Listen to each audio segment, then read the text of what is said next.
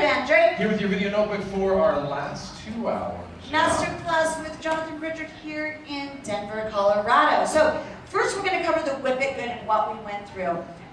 So there are many different versions of a whip, and I prefer to dance all of them. So I'm not looking for one way to do a whip. We should do some mechanics that make any whip really work better. Yeah? One of the things that I like to change about the whip is understanding the tube and increment flow of the dance.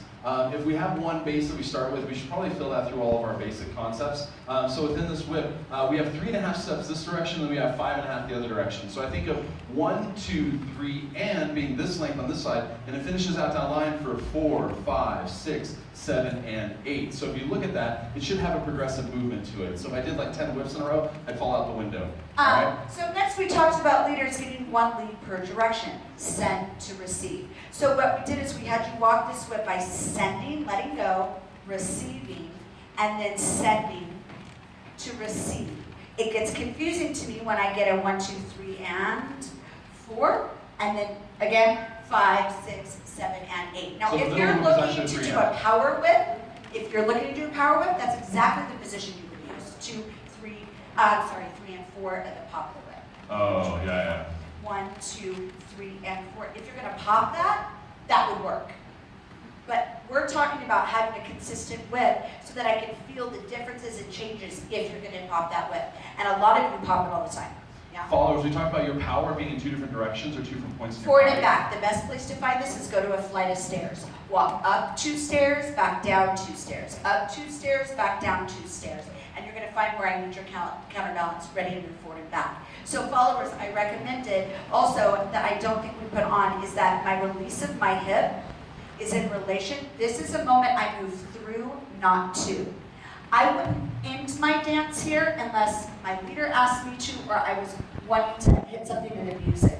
So when I weight my left foot on 6, I don't start releasing my hip until I actually look for my leader's release, and that's when I time it out. Because you'll see the leaders on the other side, even if they're fast with this, the minute that they pick this foot up, that's what she starts to do. That's when I start picking up my foot. That's when I start. So leaders for us, I want to do the same thing. I want to be on top of my 6. So as I settle down and I start the direction for my follower, I have the settle and draw, the same way my follower has the settle and drive. So I talked about that on the other side of the whip.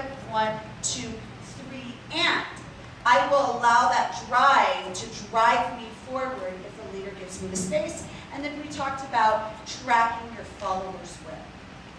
Remember, when the follower is doing this alone without us, if she was just to put her hands ahead of her, her arms and her shoulders would make adjustments relative to her stepping.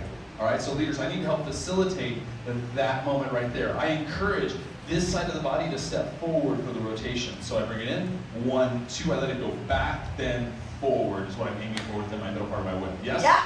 Our mountain was a whip and close, right? Triple, we anchored, back 1, 2, hook and draw, down line for the basic. Then we did 1 from close position. It was 1, 2, hook and open. 5, post the 6 leaders.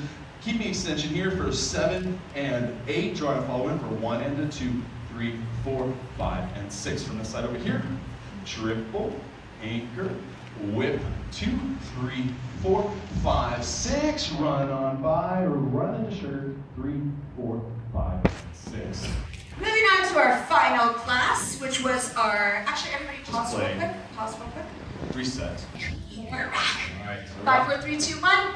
Final class of the awesome day, and this was patterns and styling, yeah? Just to help make it also agreeable with your partner. So this is what we did today for play. We started out triple, we start our anchor, we loop the head for the 1, 2, over for the 3, diffuse tension, back into the 4, lift up for 5, and prep forward for 6, draw back toward yourself for the 1-foot turn, triple step for 7 and 8, anchor 9 and 10, sugar push, 2, 3, 4, underarm turn, hand change leaders, remember, set it onto the forearm, slide into place, ask above the eyes, prep, pull from the bottom hand, release it, open the window, and this is where we get crazy.